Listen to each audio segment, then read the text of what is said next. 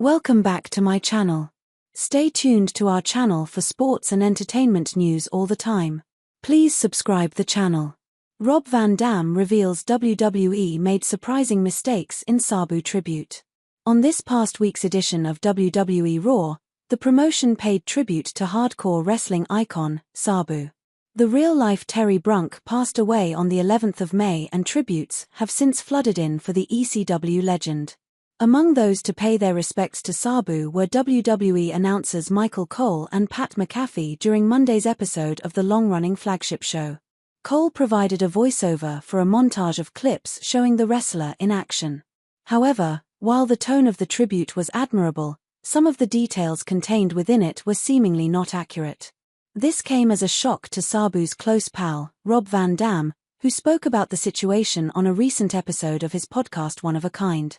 Although Sabu gained a cult following by smashing tables in ECW, he did work for WWE from mid-2006 to May 2007 as part of the company's attempt to reload the ECW brand.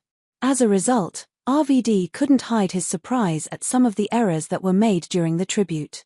When addressing the mistakes, Van Dam made sure to point out that he was grateful to WWE for acknowledging his friend's passing. However, he also took the opportunity to correct several of the mistakes that made it onto the air. "I wanted to say thank you WWE for opening up Monday Night Raw with the image and mention of Sabu. That was great. What I got to tell YA is that everyone is getting all the facts wrong, and it's just repeated out there, and everyone has picked it up. They had Sabu's name, a picture of Sabu, his birth date, and where he was born.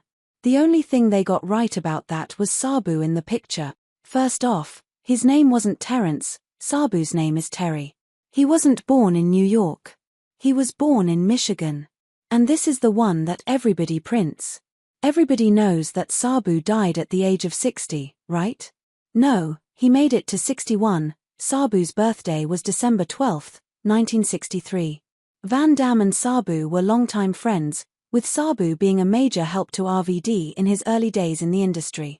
The pair had many matches against one another and also teamed together on occasion. They won the ECW World Tag Team titles on 2 occasions and also teamed up during their time in WWE, even competing on the same side of an 8-man tag team match at WrestleMania 23 in what would be Sabu's only WrestleMania appearance. Since the sad news of his passing, fans have continued to celebrate Sabu's legacy. A GoFundMe set up by Van Dam's podcast co-host Dominic D'Angelo to help with funeral costs has now passed the $50,000 mark after only 4 days. Among those to donate significant sums were Chris Jericho and Joey Janela, who was Sabu's final opponent in his retirement match on the 18th of April this year, just a few short weeks before his death.